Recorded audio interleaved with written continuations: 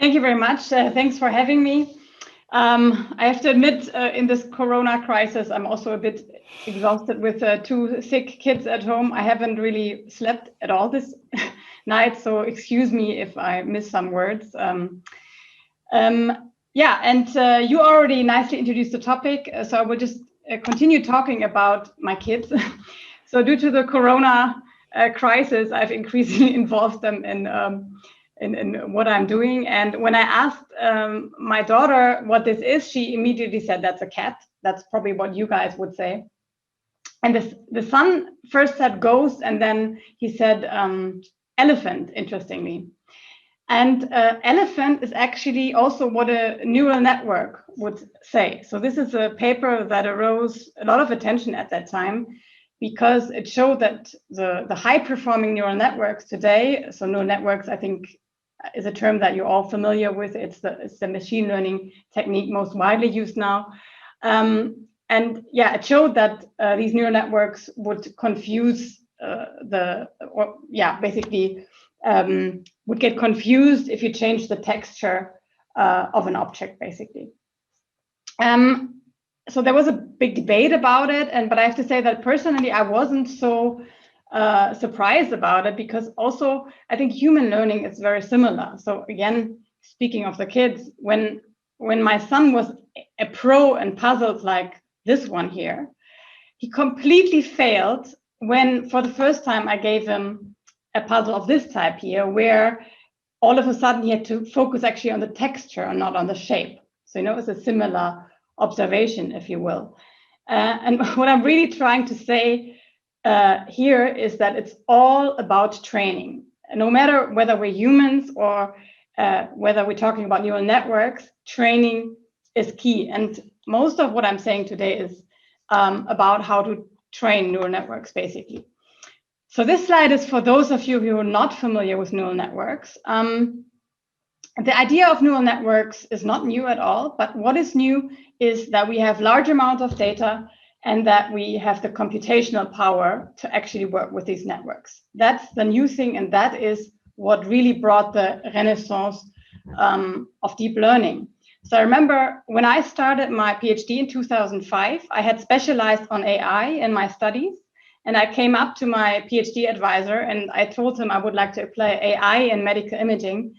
And he said it's the most stupid idea he's ever heard, because it will never work, literally, he said.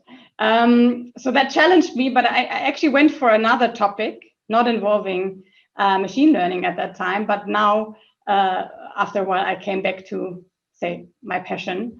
So neural networks can be very simple as the one that you see here.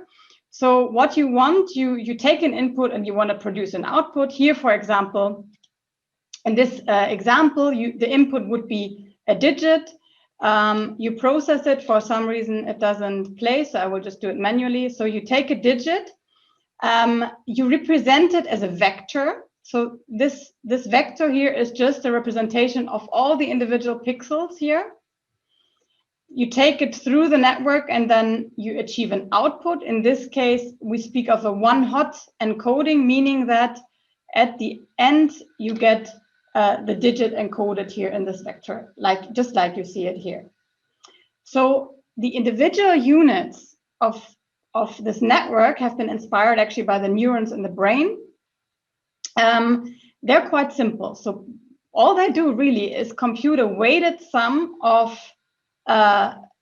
basically the input neurons in the layer before, and then they pass this weighted sum through a simple activation function. So we don't have to worry about right now how these functions exactly look, but really a single unit of this network is very, very simple.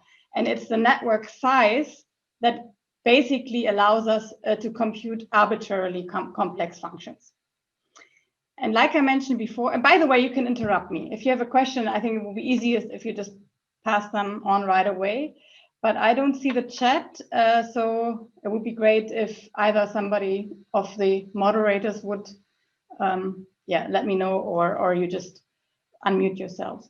So again, training is key. So what happens in the training? In the training, you in the typical classical setting, we call it supervised learning, you have pairs of input and output, and you pass basically the input through the current network that you have. So again, you decode the input, you basically put it into a vector, like explained before. Then you do the math, the simple math, matrix multiplications basically through the whole network.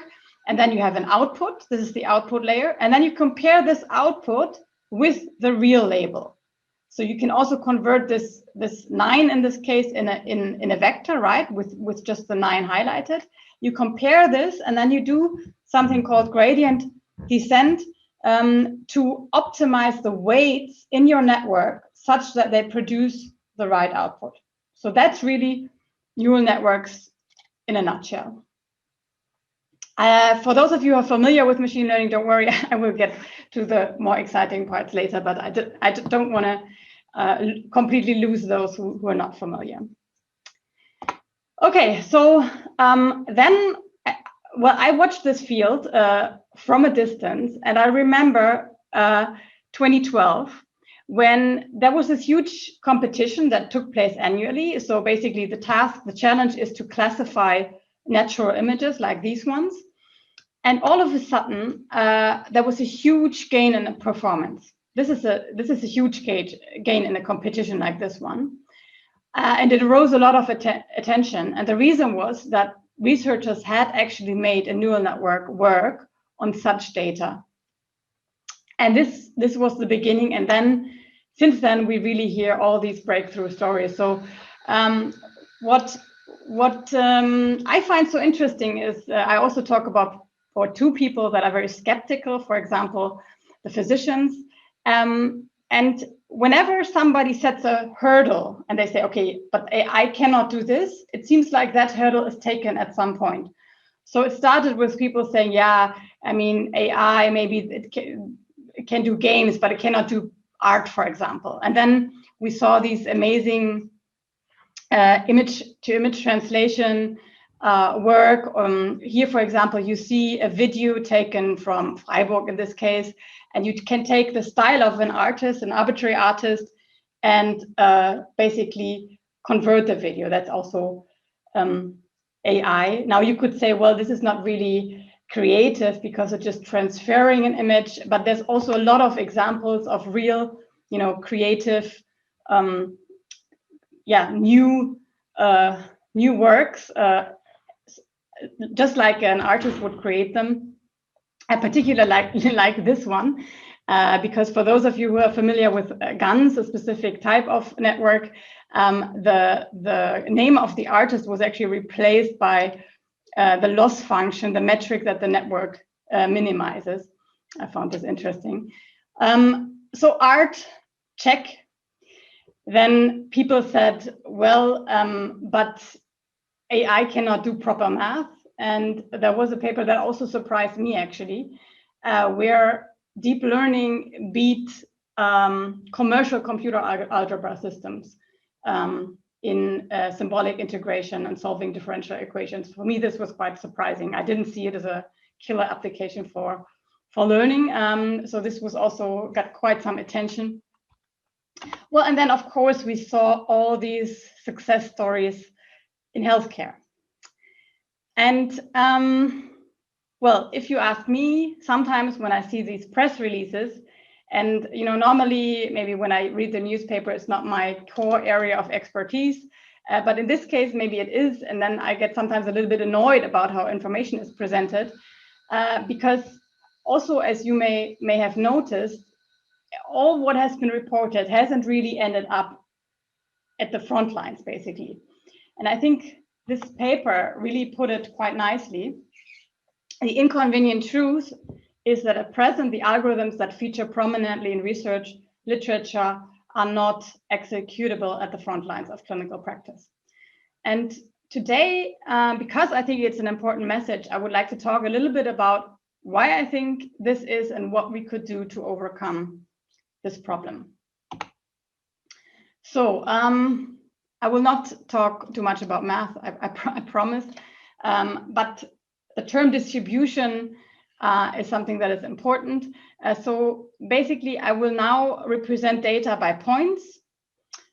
So for example, a point could be an image for which you want to decide whether it contains cancer or not. It can be anything, such a point. It could also be a video sequence. It could also be a collection of data, heterogeneous data, but one sample, one patient, if you want, is represented by 1 point. And ideally, you want to train your method, your algorithm, on exactly the same mathematical distribution as you will later test it on. Maybe showing you when this is not the case helps you understand what I mean by this. So one problem that we encounter that is, I think, quite commonly known is data sparsity. So I've just shown you the natural images. Here we talk typically about millions of training examples, whereas in healthcare, we more or less talk about hundreds. Another problem that's maybe not so obvious for somebody not familiar with the field is the domain gap. So to give you an example, let's say you train a method on a certain type of scanner, for example, a 3 Tesla MRI machine, and then you apply it to another machine, then it doesn't mean, or data from another machine, that doesn't mean that it will perform well, because mathematically speaking, the images may look quite different to a machine, to the algorithm. So this is very dangerous, as you can imagine. And then there's the selection bias, where, for example, there's always a lot of debate about training models on white males, and then they don't generalize to women. And this has been shown recently that this generalization is generally not given, actually. So let me talk a little bit about this in the context of my research, which is interventional healthcare. I was quite surprised myself, actually, about this paper, which showed that death within 30 days after surgery is actually the 3rd leading cause of death worldwide. So in a way, undergoing surgery is a dangerous thing to do, and the scope of my research group is to address this. We call the field surgical data science. It's all about making sense of data and improving healthcare accordingly. If you want a high-level introduction on this, you can basically take a look at the first paper here. If you want an update, if you may be more into the field, then the second paper may be interesting. Both have been compiled with an international group of experts of, I think, about 30 institutes. So it's a consensus view, basically, on the field. Yeah, so who is we? Who's my team? I'm from the German Cancer Research Center. This will be known probably to those of you in Heidelberg. And yeah, this is my group. This was our last annual retreat that we had, a physical retreat. We miss this very much because we also have this Zoom fatigue, and we hope to be able to get back to this soon. Yeah, so let's talk about these different problems. So if you take a look, I apologize if you're not familiar with these images. There will be not too many of them, but a few. So here, what we want to see is whether the organ is perfused or not. And you can maybe imagine that this is relevant in different scenarios. For example, if you do an organ transplantation, or if you do a so-called anastomosis, where you, for example, remove a tumor and then you connect the structures again. So you want to know, is the organ properly reperfused or not? There's certain applications in which this is important. In this case, we talk about the kidney, and I don't know about you, but I think it's very hard to tell which organ is perfused. So for example, here we have the ground truth with fluorescence, and I would have thought that this organ is less perfused compared to this one, but this is, for example, not the case. So very hard to tell. So what do we do about it? Thanks to the contributors from my group and from Imperial College, but also to the amazing collaborators from Heidelberg. So the problem from our point of view is that we basically designed the devices that are available today too much based on how humans perceive. So you know that humans have receptors for blue, green, and red. And this is exactly the reason why the chips that are used today have basically sensors for red, green, and blue. So really what is happening is you record 3 images that represent the red, green, and blue part of the light. And then you can emit the video again. For example, if you do keyhole minimally invasive surgery, you can emit these images again such that they can be perceived and interpreted by a surgeon. But yeah, I'm a computer scientist, so I don't really care too much about what humans can perceive. So we propose going beyond this. We propose basically taking multiple images. These are no longer human interpretable because now each pixel basically corresponds to many images, up to 100, for example. And they're no longer interpretable by a human, but of course, by computer science. And also, we don't even have to work with visible light because it's not relevant for the computer. So why would we want to do this? It's I will not go in too much detail here, but to give you just a rough idea, there's different molecules in the body. For example, very importantly, hemoglobin, a main constituent of blood, and hemoglobin bound to oxygen, that's the HbO2. And together, they tell you the amount of oxygen in the tissue. So you know oxygenation is typically very relevant. So you know this, for example, from the ICU, where you get these finger clips for measuring oxygenation. And you're also interested to get this value spatially resolved, for example, to see whether parts of a tissue are perfused or not. So the hypothesis was that because we have these spectral fingerprints, so different molecules, depending on the wavelength of light that you use, absorb light differently, we could use this to decode the molecular tissue composition. And here's an example. So again, each pixel is not a color value now, but it corresponds to multiple values, in this case 8. Now we change the oxygenation of the tissue locally. That's a simulation, and you see that this curve changes, right? And that's very important because it basically means that somehow the measurements that we take encode the relevant information, which is the organ perfused, or is there a tumor, etc., etc. Now, what is the challenge? The challenge is that we have an inverse problem. So we take this measurement, we want to know the clinically relevant information, but how do we get there? And of course, today we talk about machine learning, so machine learning is the answer. But think about what it would mean for the machine learning. I said training data is key. So, I mean, what should you train the algorithm on? You don't have a method, because that's what we want to develop in the first place. You don't have a method that gives you an imaging modality that gives you in each pixel the oxygenation of the tissue or other relevant information. We don't have it. We don't have access to it, which is why we initiated this project in the first place. So how can we train an algorithm to recover that information? So if you want, that's an extreme case of data sparsity. So what we propose is to use all our prior knowledge, everything we know about tissue and photons and light tissue interaction, light camera interaction, etc., to produce masses of simulations. And then we train the algorithms on the basis of simulations.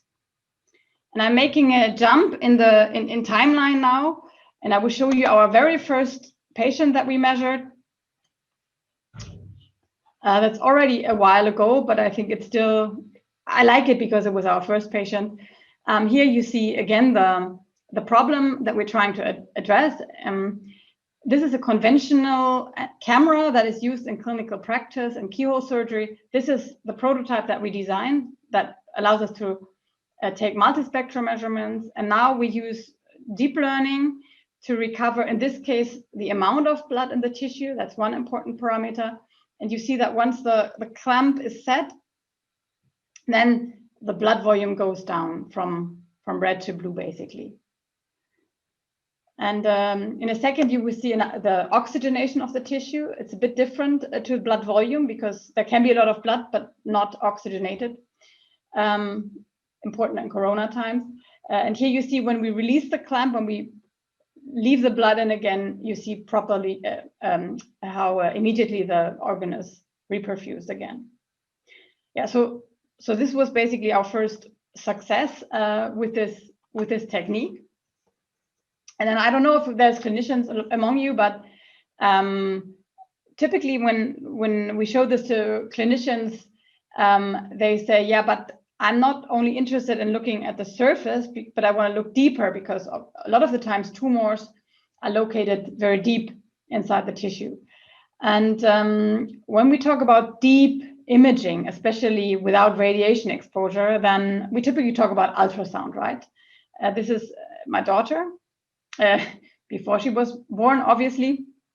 Now, imagine this experiment. We take the logo of my institute. Berechtigt sind gesetzlich versicherte Eltern und Kinder zumindest bis zum 12. Lebensjahr des Kindes. I think I can continue, right? That's no question. So, so we basically have the logo in a milk bar. And now, can you imagine what you would see if you went to a gynecologist and did a 3D ultrasound?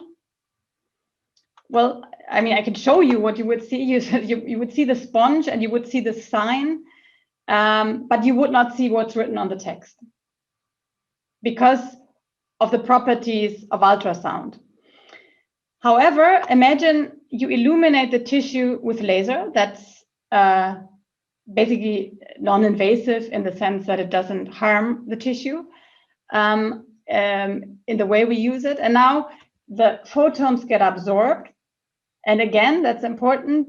They get absorbed depending on the molecules in the tissue and also depending on which wavelengths you use. It's the same as we did before. And now because they get absorbed, the tissue heats up, it expands, and this rapid expansion leads to an ultrasound signal that you can actually measure.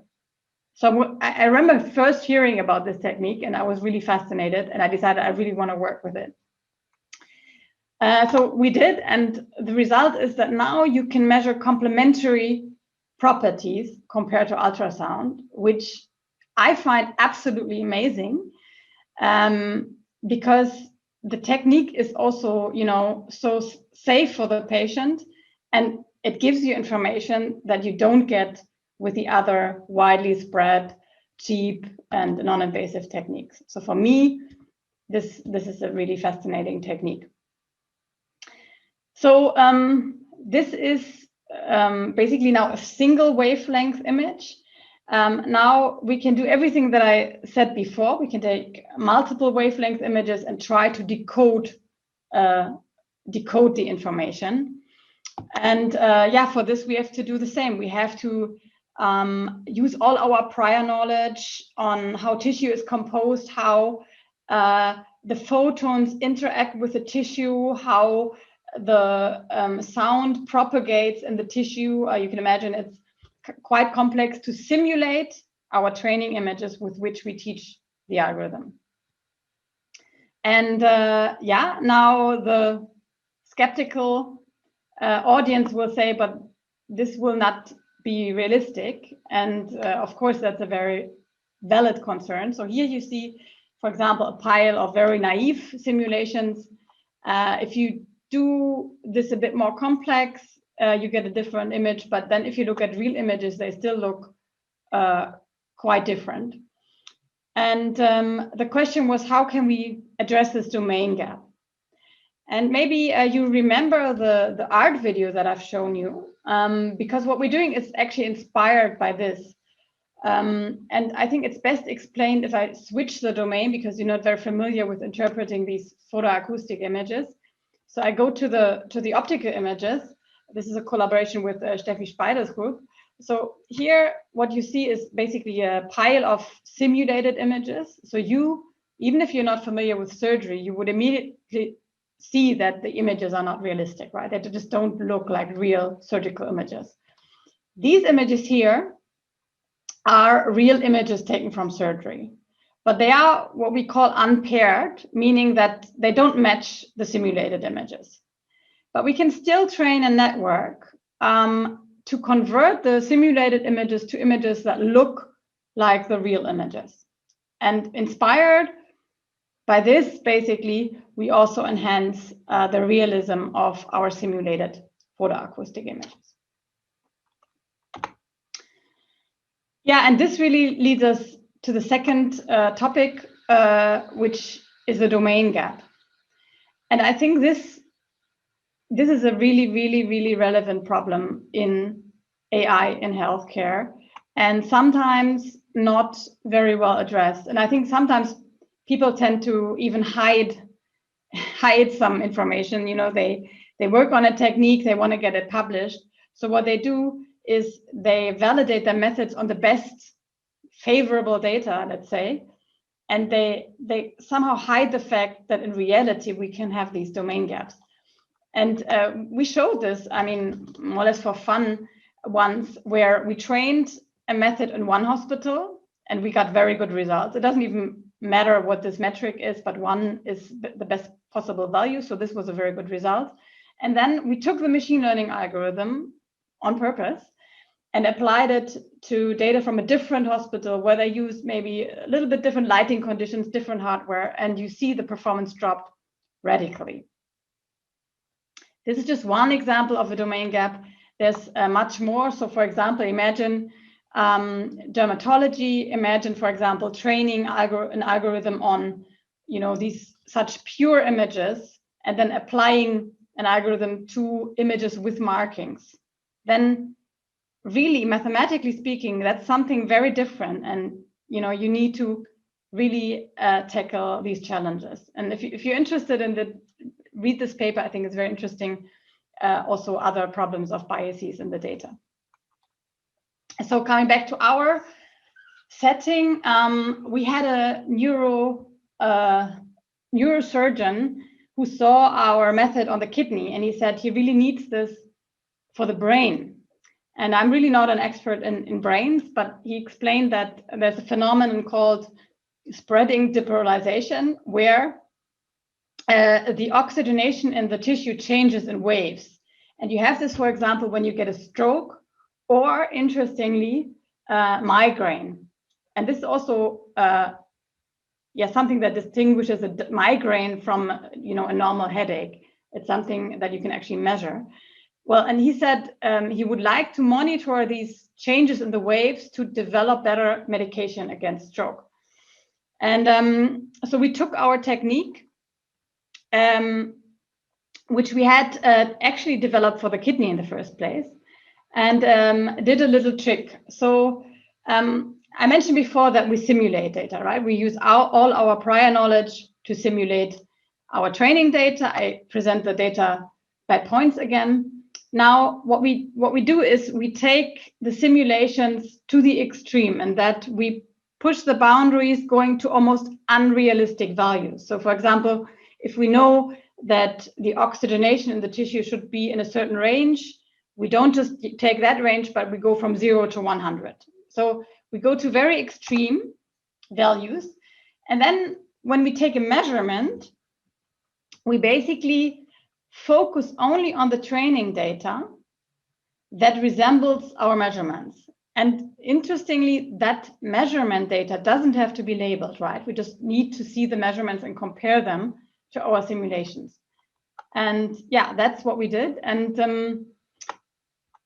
then the real life test came, and I was really happy when I saw this image before we even triggered the stroke, because it looked very plausible, right? You see veins, you can see arteries and vessels, low and high oxygenation corresponding to vessels and arteries.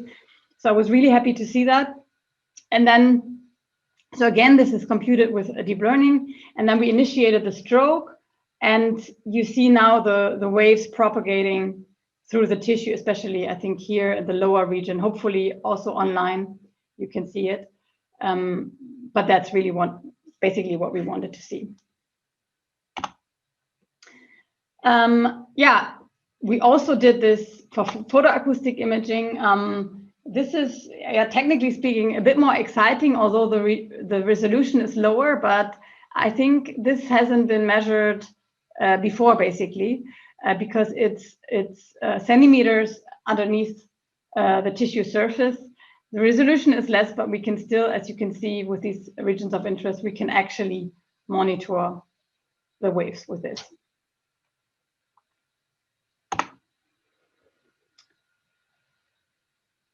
Yeah, so far, what I've shown you, mathematically speaking, is regression, meaning that for each pixel in this case, we regress a value, the oxygenation in the tissue, for example. It's a value in a certain range.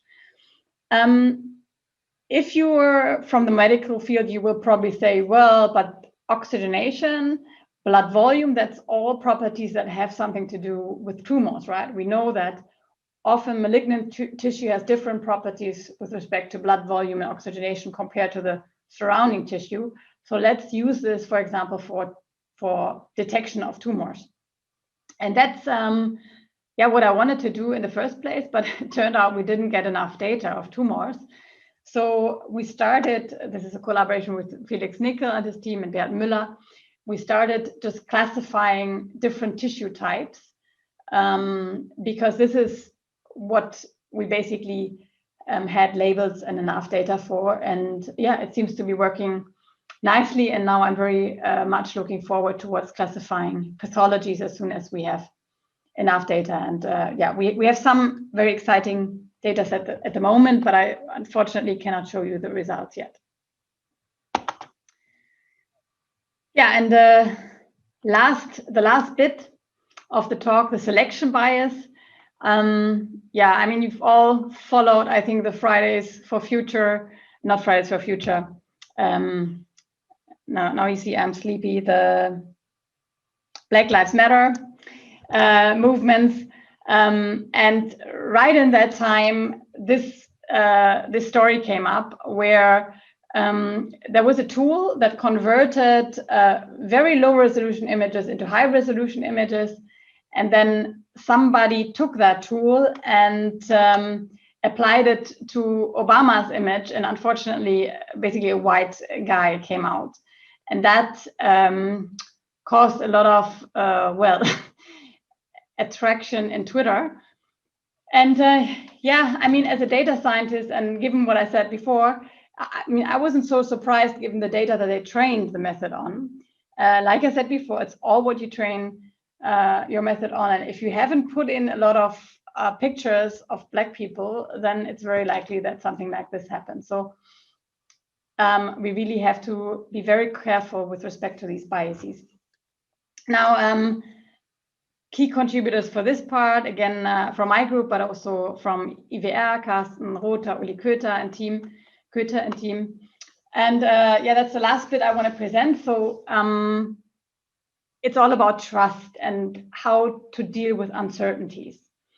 And if we go back to the example that we had before, really what we do is we take a spectrum, that's the measurement of a pixel, and we output physiological parameter values. So for simplicity, you can assume X is one-dimensional, meaning we only get the oxygenation out, right? And we use a neural network to do this. Now imagine the network gets this as training data. Basically, two spectra that resemble each other quite a lot, but the corresponding oxygenation values are very different. So this is something that can occur in theory. Now think about it. When the network observes such a measurement, what should it do? Should it output one solution, or, I mean, much worse, the mean of the solutions? It's not very trivial, right? And this is why we basically argue we should go beyond so-called point estimates. So we shouldn't just output one value, but we should output basically the full posterior probability distribution, meaning that for all possible values, in this case, oxygenation can be between 0 and 100%, we give the probability. And then you can represent different plausible solutions via these multiple modes, basically. Yeah, so I will not talk about the INNs in detail because that's a talk by itself, but we have it in the DKFZ data science seminar series. It's online. Linton gave it. It's a really nice talk if you're interested, so go ahead. I will just show you what we can do with this approach. So in our case, for example, we could have a measurement with a normal camera, like a camera you have in your iPhone. And then what we would get is basically a very uncertain estimate about the oxygenation with two modes. And the more prominent mode is actually the wrong mode because this is the ground truth.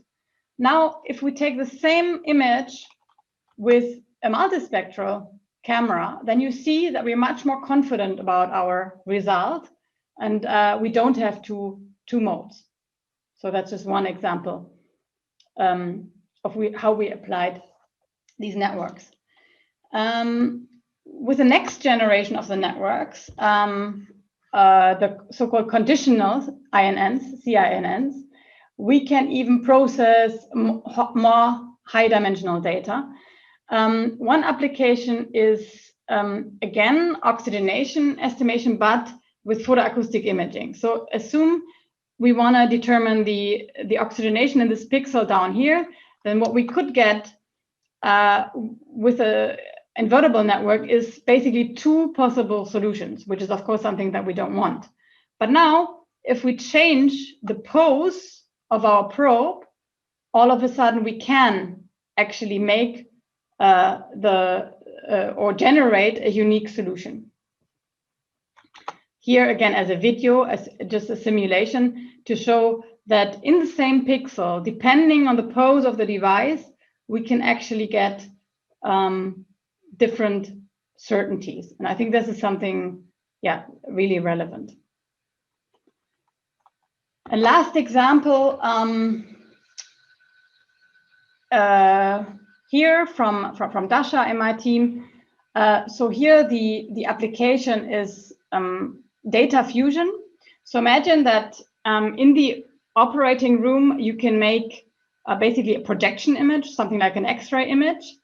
And you know that the information on the X-ray image is not very complete, right? So it's just a projection. And you do have, from before surgery, a whole 3D image with maybe a lot of information that you would like to have. And now you want to fuse the information. In order to do this, you need to know, when you image the patient, where basically the imaging device is relative to your pre-operative data. And now what could happen is, actually, if you compare this, here, because of the symmetry of the spine, we could actually get a very similar projection image, although the pose of the patient is radically different, right? And again, it would be really dangerous for a network to output only one solution. And we use this technique again, similarly to before. So we output multiple solutions in case we have multiple modes basically in the data. So we can represent ambiguity in the registration. Yeah, so done. So I've talked about how we should go beyond, single point estimates, take full posteriors instead. But what I haven't mentioned is what we do if we have a data point that's out of distribution, meaning that the network has never seen it before. So for example, you can imagine a network trained in Heidelberg, and then all of a sudden it's applied in Africa, maybe has never seen a black person with subtle changes in anatomy or skin color, all these things. Then we have a problem because the network hasn't been trained to process this data. And we also address this with invertible networks, but this would really go beyond a basic talk on machine learning. So if you're interested, I discussed it at CVPR last year. The talk is online and you're happy to, I welcome you to just watch it if you're interested, but it's more from the mathematical side, basically. So coming back to basically my opening statement, which is that we cannot always trust the things that are published. What I was trying to show here is that I think that the problem is how we validate our algorithms. So when we validate, people take the data that they have, for example, all the MRI data with tumors and not tumors, they split it into training and test data. Then they train the algorithm on the blue points and they test on the red points and they get good results. But in practice, this is not a scenario that occurs, because in practice, you have all the problems that I've mentioned. You have the selection bias and the domain shifts and all these things. And this is why clinical translation is still so difficult. And so this is really already, I could phrase it as a take-home message. Look careful at how machine learning algorithms have been validated. I think we really have to work on it. And if you're specifically interested in this topic, then also I gave a talk on this aspect of the whole story, which is also available online. It's from last summer. And yeah, with this, many thanks for coming.